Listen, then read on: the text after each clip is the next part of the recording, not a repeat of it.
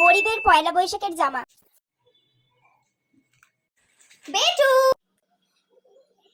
পয়লা বৈশাখে পরার জন্য আমি তোমার জন্য কতগুলো ড্রেস কিনেছি দেখো। ওয়াও মম, কই দেখি কি ড্রেস এনেছো।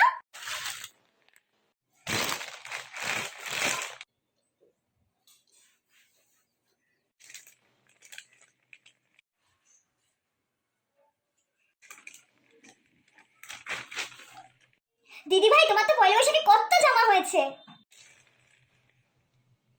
আমার না একটাও নতুন জামা হয়নি, তুমি তোমার থেকে একটা নতুন জামা দেবে গো। এই মেয়ে, তোর এত বড় সাহস, তুই আমার বেটু থেকে নতুন জামা চাইছিস। এই মেয়ে, তোদের আবার পয়লা বৈশাখে নতুন জামা পরার কি আছে রে। বৌদি, এই তুই একদম বেশি কথা বলবি না। এই এত সব কথা দিয়ে আসে রে তোদের কাজের লোক হয়ে। মা, আমার বেটুর কয়েকটা পুরনো জামা সিঁড়ির তলায় পড়ে রয়েছে, ওইগুলো নিয়ে যাবি, পয়লা বৈশাখে ওইগুলোই পরে নিবি, বুঝেছিস। মম প্লিজ, তুমি ওর সাথে এইভাবে কথা বলো না। তোমার নতুন জামা চাই তাই তো। এই নাও, এই জামাটা তুমি পয়লা বৈশাখে পরবে।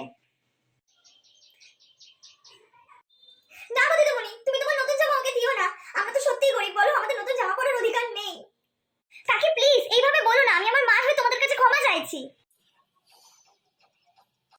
এ নাও। এই দেখো মা, দিদিভাই আমার নতুন জামা দিয়েছে, এবারে পয়লা বৈশাখে আমিও নতুন জামা পরবো মা। সত্যি বলছি, ভগবান যেন তোমার মতো মেয়ে ঘরে ঘরে দেয়, যে আমাদের কষ্ট দুঃখ বুঝবে।